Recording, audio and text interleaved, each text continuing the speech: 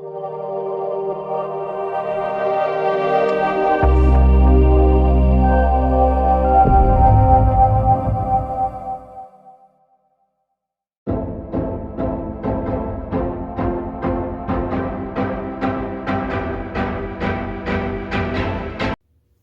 días, mis queridos hermanos y nuestros amigos que nos acompañan en esta mañana para compartir una vez más la palabra del Señor, y hoy con un tema bien interesante mientras seguimos por el recorrido del Evangelio de Juan. Y para empezar quiero, si me permite, hacerle unas preguntas, y a medida que le voy haciendo las preguntas quisiera que usted pensara realmente en ello, cuál sería su respuesta.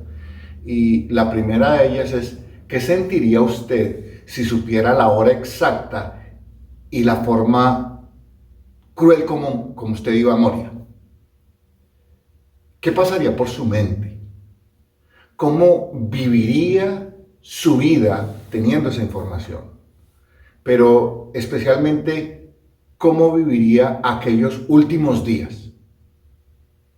Es perturbador solo pensar que tuviéramos esa información. No sería fácil encontrar paz y seguir con la vida como si nada fuera a suceder. Aunque todos sabemos que un día moriremos, la gran mayoría de los seres humanos evitamos hablar de ello, porque nos parece lúgubre, nos parece triste, e incluso a muchos les parece que es de mala suerte. Pero en realidad la muerte es el evento al que ninguno de nosotros escaparemos. Pero déjeme terminar de pintarle esta escena de acuerdo a las preguntas que le hice hace un momento. Supongamos que usted tuviera que morir en la etapa más maravillosa de su vida. Se considera que los 33 años en el hombre y la mujer son la etapa más, en la que está más fuerte y todo, en la cumbre de su vida prácticamente. Supongamos que usted además sabe que tiene que morir por causa de todo lo malo que otros seres humanos han hecho, y que con su muerte se podrá pagar la deuda que esos hombres han causado y serán rescatados sin que tengan que sufrir ningún castigo. ¿A usted le parecería esto justo? ¿Le traería alivio saber que moriría por unos transgresores rebeldes que no aprecian el sacrificio que usted hace? Yo no sé cuál sería la conclusión a la que usted llegara, pero sí sé a cuál yo he llegado. Y para serles franco, no me parecería justo. Además, me parecería cruel. Lo que acabo de describir fue la situación por la que Jesús tuvo que pasar. Él, desde el comienzo de su ministerio, sabía cómo y cuándo moriría, pero sobre todo el por qué tenía que morir así de forma cruel, siendo completamente inocente. Sin embargo, a pesar de que Jesús tenía esa información, Jesús vivió su vida que un día llegaría su hora. Y en esa hora sucederían muchas cosas.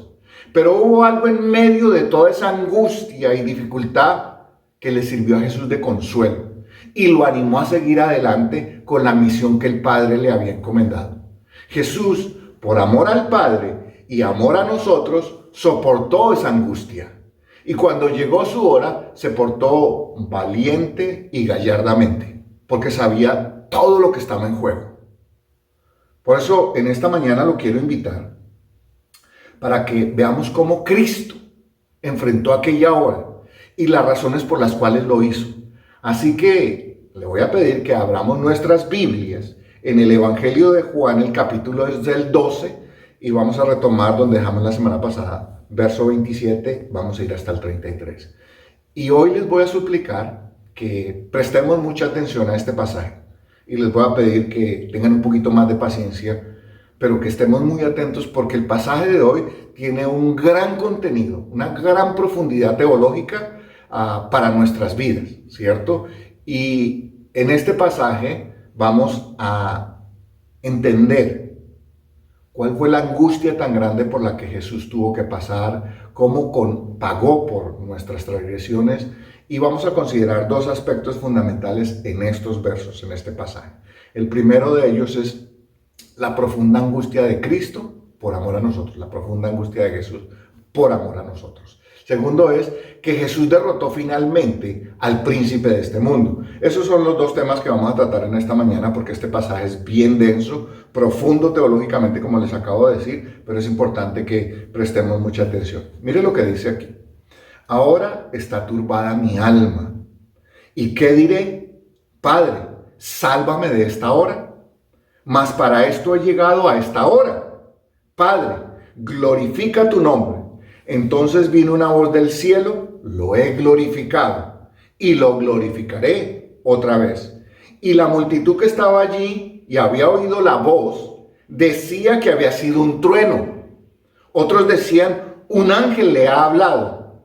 Respondió Jesús y dijo, no ha venido esta voz por causa mía, sino por causa vuestra. Así que aquí nos encontramos con lo primero que vamos a examinar en esta mañana, en este pasaje. La profunda angustia de Jesús por amor a nosotros. Los evangelios sinópticos, es decir, Mateo, Marcos y Lucas, así se les conoce, nos muestran a Jesús en su hora más angustiosa en el huerto de Getsemaní. Sin embargo, Juan no narra esa historia del huerto de Getsemaní, pero sí nos refiere a este pasaje en el que nos muestra lo angustiado que Jesús se encontraba, con la perspectiva de que en pocos días, quizás 2 días, a lo sumo 3 quizás, debía morir de acuerdo con la voluntad del Padre. Así que Jesús en su humanidad, tenía 33 años en ese momento, ¿quién no se angustiaría? Por eso en la introducción le mencionaba, si usted y yo estuviéramos en esa edad, ¿qué sentiríamos? Saber que vamos a morir de manera cruel y por rescatar a otros que han sido rebeldes.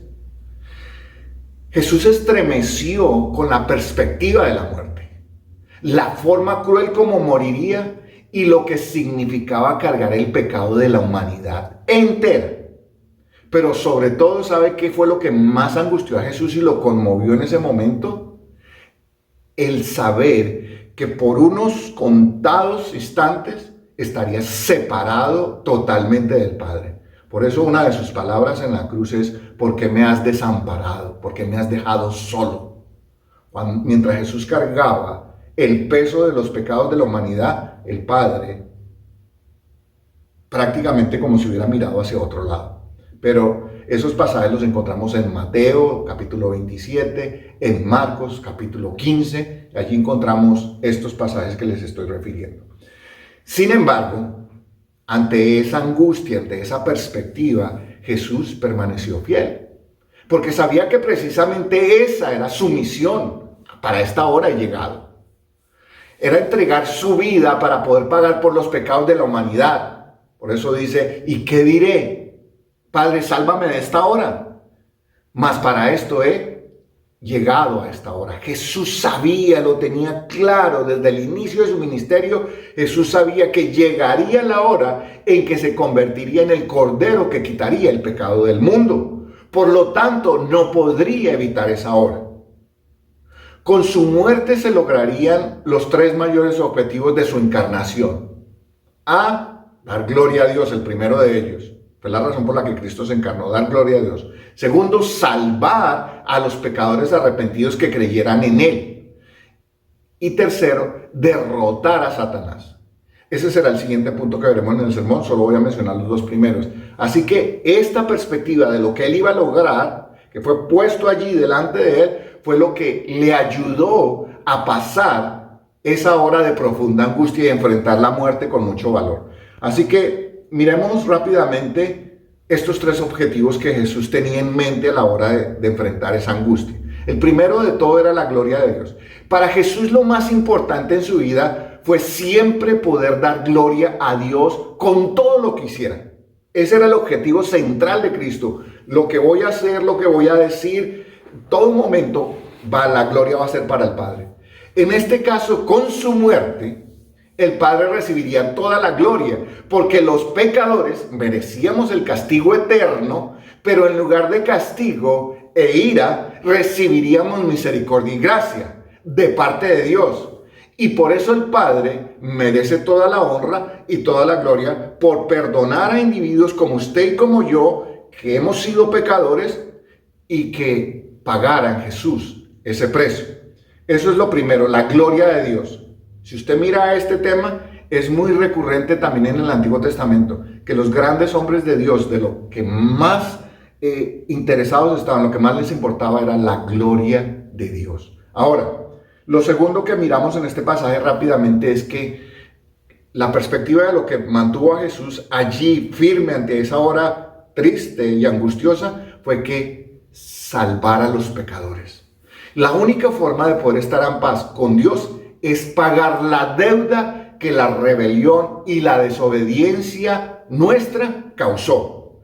Sin embargo, el hombre, por sus propios medios o méritos, no puede cancelar esa deuda. No podemos. Así que Dios tuvo que cargar sobre Cristo nuestra deuda, la suya y la mía y la de todos los hombres.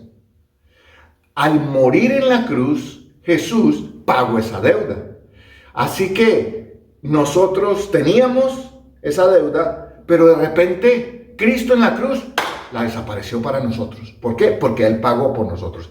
Y el Padre aceptó ese pago. Y así nos dio a todos los que creemos. Tengan en cuenta que este todos no es universal. Ya voy a hablar de eso en un momento. A todos los que creemos en Cristo la oportunidad de ser salvos de la ira de Dios. Por medio de Cristo hemos obtenido paz para con Dios y vida eterna. Así que esto era lo que mantenía a Jesús en aquella hora de angustia firme. En el Evangelio de Juan se nos presenta a Jesús como el Hijo del Hombre, ya hablamos de eso la semana pasada, el Mesías prometido en todo su esplendor y gloria.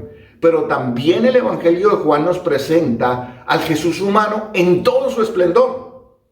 Aquí nos lo muestra angustiado. Ese es un detalle muy importante hoy, al igual que lo fue en aquel tiempo en el que Jesús vivió y murió. Después de la muerte de Jesús, ya existía, pero surgió con mayor fuerza una corriente filosófica que se conoce como el docetismo, que sostenía que Jesús había sido una aparición, como una especie de fantasma, que había sido esa aparición la que fue crucificada. ¿Por qué? ¿Por qué sostenían esto? Porque ellos creían que había un concepto que era la base de sus creencias. La materia es completa y absolutamente mala y depravada. Lo espiritual es completa y absolutamente bueno y puro. Entonces ellos llegaron a la conclusión de que Jesús, siendo espíritu, siendo puro, santo, perfecto, al entrar en la materia se contaminaría. Y eso no podría ser de acuerdo a su creencia docetista. Pero, por lo tanto, esta fue una tendencia que se creyó por mucho tiempo. Juan, por lo menos sabemos que es una herejía, claramente. Juan la rebatió en su primera carta del Evangelio, su primera carta de Juan, no en el Evangelio, sino en su primera carta, la primera carta de Juan. Y después, posteriormente, la iglesia también por siglos debatió esa herejía y, tristemente, hasta el día de hoy hay quienes creen en dicha filosofía, que lo que allí fue crucificado fue un fantasma, no Jesús. ¿Por qué les estoy diciendo esto? Porque para la fe cristiana, para que la fe cristiana se pueda sostener sólidamente, es necesaria la encarnación de Cristo y luego su muerte expiatoria. Son los dos eventos que no pueden dejar de pasar, tenían que pasar. Sobre estos dos hechos descansa la certeza de nuestra fe, que Dios se encarnó, y eso es lo primero que nos dice Juan en el Evangelio, en el primer capítulo. Ahora nos está diciendo que esto era lo que seguía. Esa certeza es necesario para la certeza que tenemos nosotros en nuestra fe. Saber que Cristo nació, se encarnó, vivió entre nosotros y cuando llegó su hora tuvo que morir. ¿Por qué es importante eso? No solo porque representa para la verdad teológica un profundo valor, sino también afecta la esperanza de cada uno de nosotros, la esperanza que tenemos en Jesús. Ese Jesús humano, ese Jesús sufriente, ese Jesús valiente y ese Jesús victorioso. Cristo se angustió con la perspectiva de la muerte y los efectos del pecado en la creación. ¿Cómo no se iba a angustiar por eso? Sabía lo que había al frente. Entonces, tenemos a un Cristo que conoce la profundidad de la angustia que cualquiera de nosotros pudiera llegar a experimentar. Pero aún en aquellos momentos angustiosos por los que pasamos, podemos confiar en Él.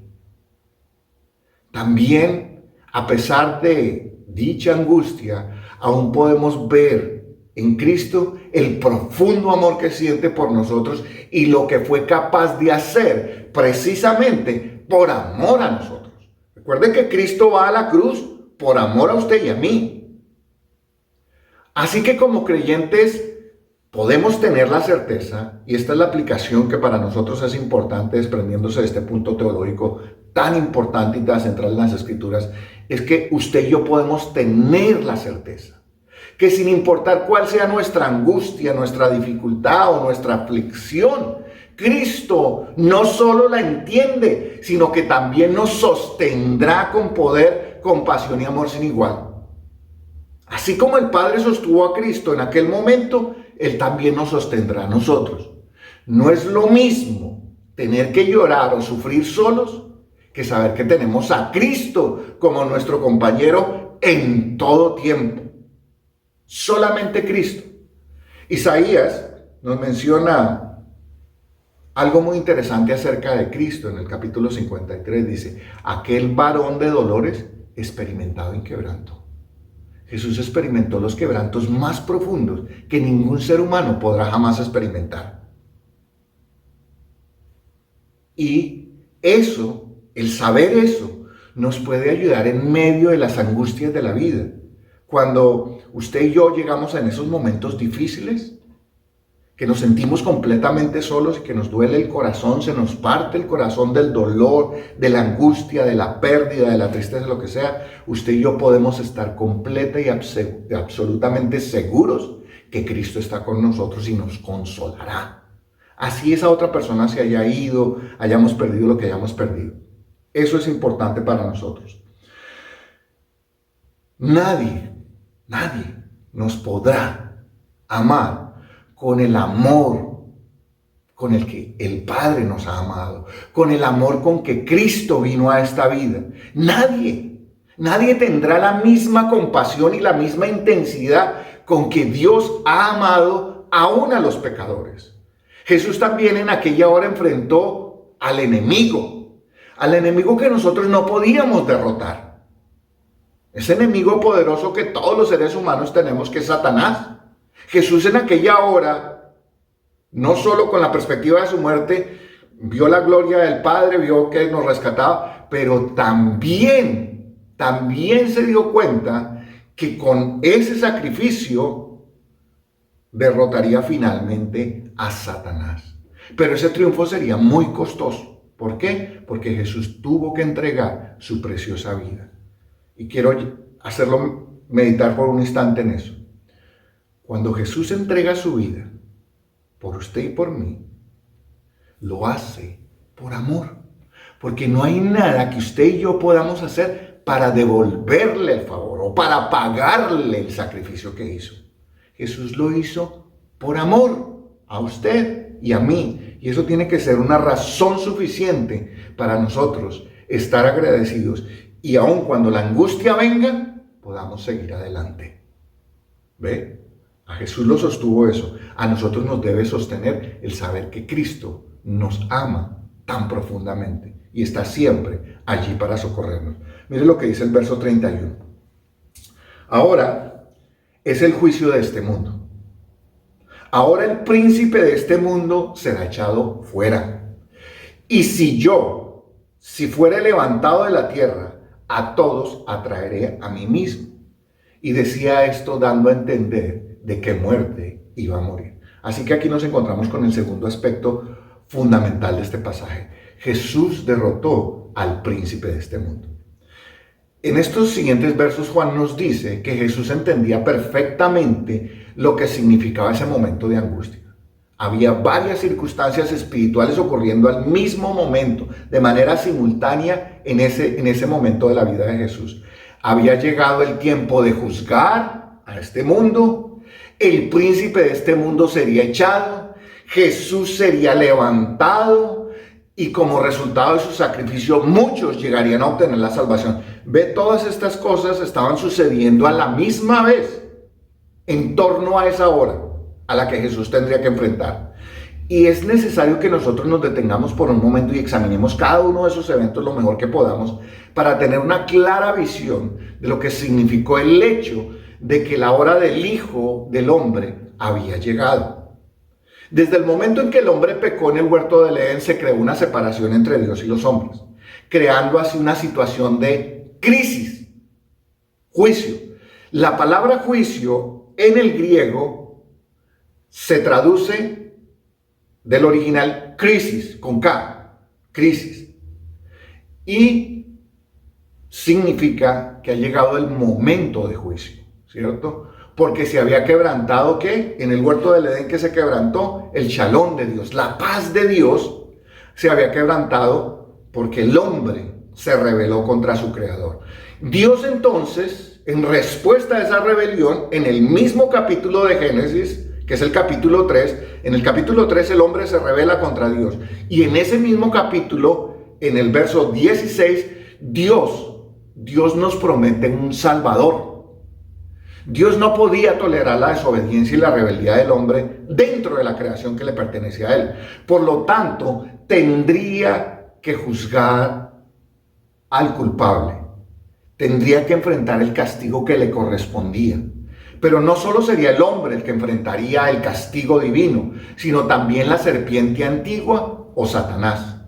En el caso del hombre, llegaría el tiempo en el que debería ser castigado. Había llegado el juicio del mundo. Ese momento en el que Jesús moriría en la cruz sería el juicio del mundo. Pero Dios, sabiendo que ningún ser humano sería capaz de soportar su justa ira, nosotros no podríamos ni siquiera resistir la presencia de Dios en esta condición. Por eso, Dios decide, por amor, al Salvador, enviarlo para descargar sobre él toda su ira. Como dice Primera de Pedro, el justo por los injustos. Ahora, si usted sigue esta idea, mi hermano y mi amigo, podremos entender un poco mejor la angustia de Jesús, ya que había llegado el día, la hora de esa crisis, de ese juicio, en el que él recibiría toda la ira de Dios en nuestro lugar. Hay una historia, brevemente si me permite, le quiero compartir. Si no ha visto la película del Último Emperador, es una película muy interesante. Pero hay una escena en particular en la que está este joven emperador en su palacio y uno de sus mejores amigos le pregunta que qué sucede cuando él como emperador comete algún error. Entonces este joven se acerca a un jarrón finísimo de una tradición muy antigua, esas tradiciones chinas, muy valioso, que estaba en el palacio, lo toma, lo avienta contra el piso y lo rompe. Inmediatamente uno de los criados que estaba allí a servicio del emperador se postra en tierra y lo golpean a él. ¿Está viendo? Golpean al criado, no al emperador. ¿Ve? El emperador cometió el error, otro inocente paga. En este caso, en el suyo y en el mío, fue todo lo opuesto. ¿Por qué? Porque fuimos nosotros, los criados, los siervos de Dios, las criaturas de Dios, que cometimos el pecado, rompimos el jarrón de la paz de Dios. ¿Y quién recibió el castigo por nosotros? No fuimos nosotros, fue el Rey. Cristo recibió el castigo. Entonces, esta imagen es necesaria que nosotros siempre la recordemos.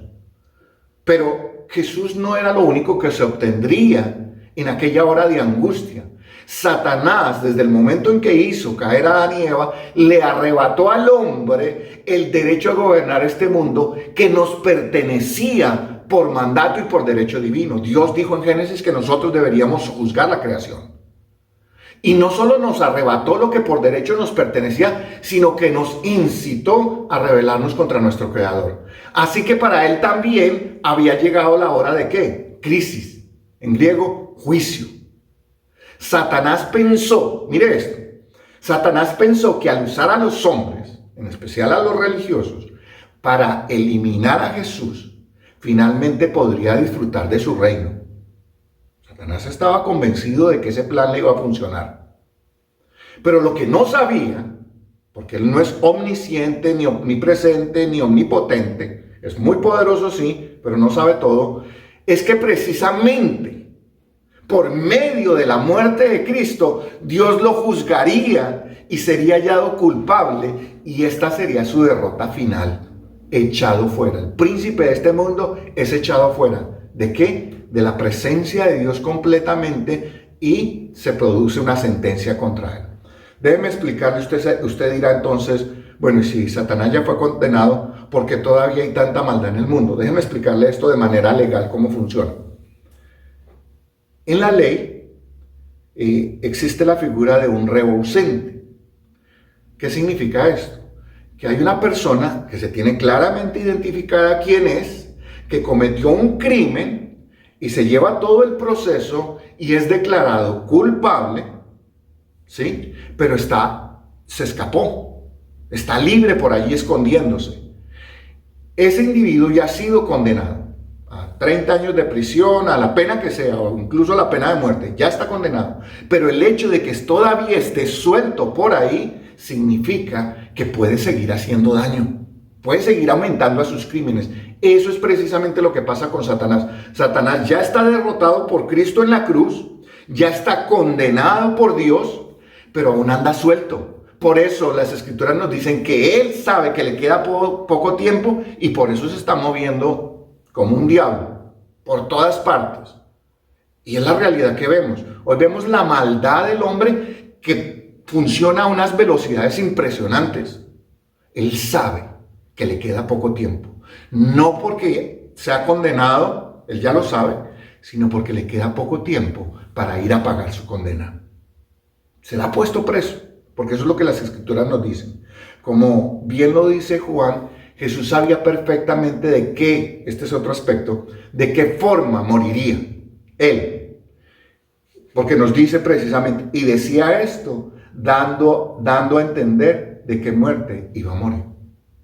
¿Recuerda que le mencioné al principio en la introducción? ¿Qué sentiría usted al saber que tiene que morir y de una manera cruel? ¿Cómo pasaría ese tiempo usted? Para Jesús había llegado, ¿qué? Su hora.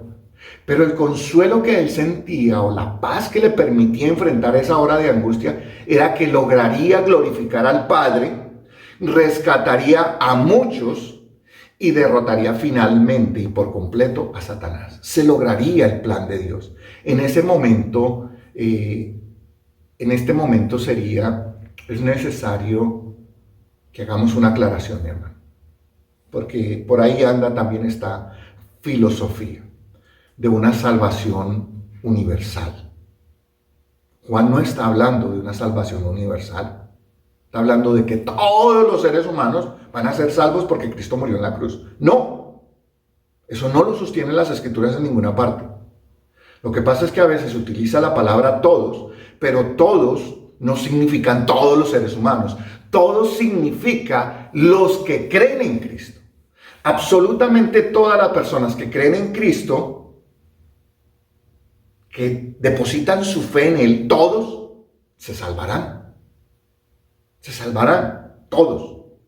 Pero no todos los seres humanos se salvarán, porque no todos los hombres quieren venir a Jesús. No todos los hombres quieren creer en Jesús. Entonces, tal cosa como la salvación universal no es bíblica. Aunque Jesús dice, a todos atraeré a mí mismo. Allí a los todos que se refiere es a los que lo recibieron como Señor y Salvador. Así que Jesús en su sacrificio nos estaba diciendo que los que creyeran en Él como Señor y Salvador serían salvos. Desafortunadamente, como acabo de mencionar, no todos los hombres van a venir. No todos los hombres van a querer venir. Además, no pueden, porque están muertos en delitos y pecados. No pueden venir a Jesús. Entonces, con la venida de Jesús, mire esto, Satanás fue condenado, pero también los que no creerían en Jesús a lo largo de los siglos, también en aquel día estaban siendo condenados. Recuerda que eso lo vimos en Juan, capítulo 3, versos 15 al 18. Hace ya un rato lo vimos esa parte. Para usted, para mí es importante y además gratificante, reconfortante, saber que con la llegada de Jesús al mundo y con su muerte expiatoria en la cruz, nosotros ahora, los que lo hemos aceptado como Señor y Salvador, gozamos de la paz para con Dios. Se restauró el shalom de Dios. Ese que se rompió en el huerto del Edén, ahora está restaurado, porque nuestros pecados fueron pagados, cubiertos por completo. Cuando Cristo fue levantado, porque eso es lo que dice el texto, él se refería a crucificado, el enemigo continúa haciéndonos tropezar y ofender a Dios. Pero como dijera el mismo apóstol Juan en su primera carta, en el capítulo 2, en el verso 1, hijitos míos, estas cosas os escribo para que no pequéis. Y si alguno hubiere pecado, abogado tenemos para con el Padre, a Jesucristo, el justo.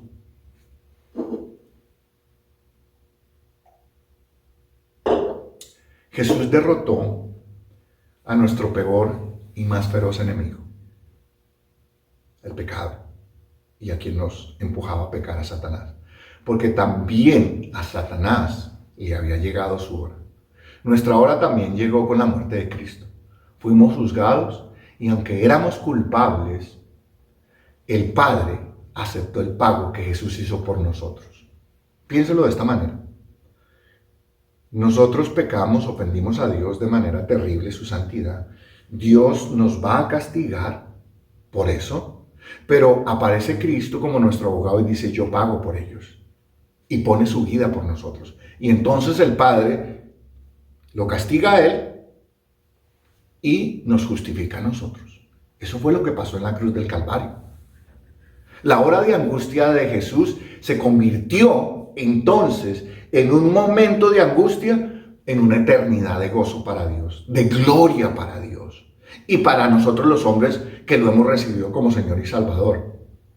Así que a esta altura del sermón le quiero preguntar, ¿y usted, mi amigo, qué está esperando para venir a Jesús? Porque a usted también le va a llegar su hora.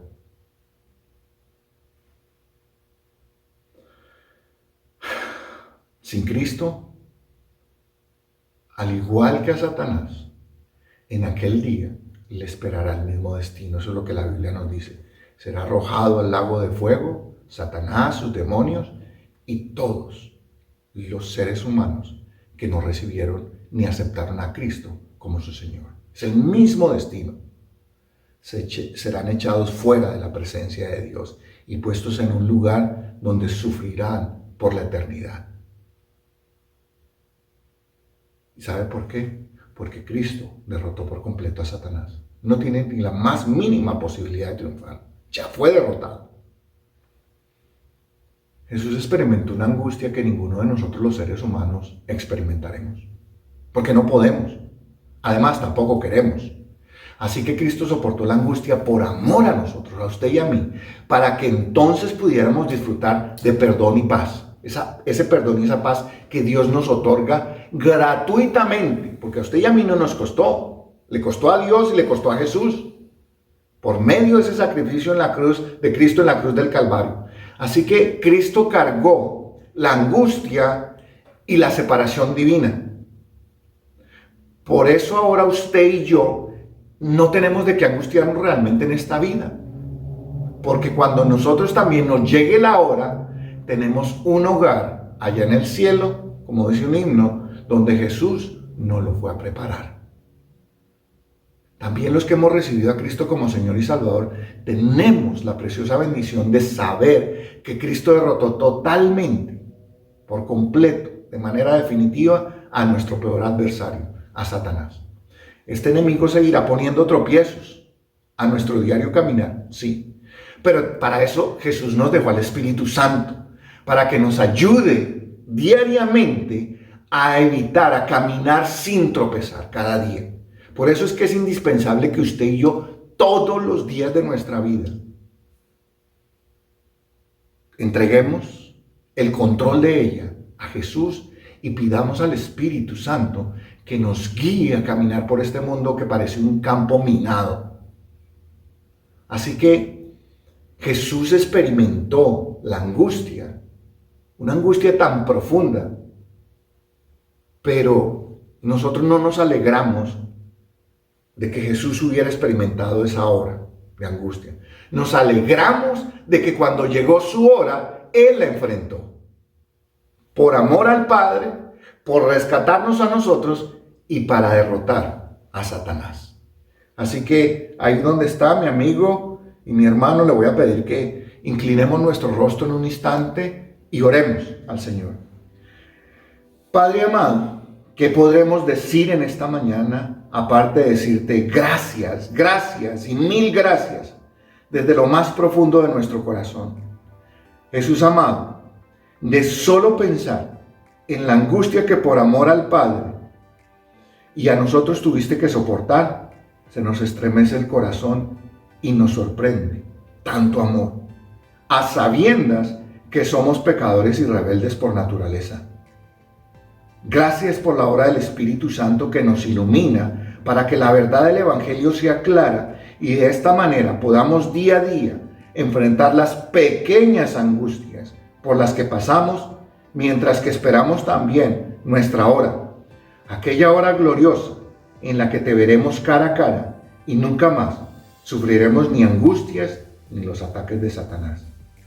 Jesús, en esta mañana queremos decirte gracias. Gracias por amarnos con tanto amor a pesar de lo que somos. En tu nombre oramos y damos muchas gracias. Amén. Así que no olvidemos, mis hermanos, que Jesús soportó y enfrentó la muerte para glorificar al Padre, para darnos vida eterna y derrotar a Satanás. Así que solo me queda decirle, usted que no ha recibido a Cristo, venga pronto, porque a usted también le llegará su hora. El Señor les bendiga. Feliz semana.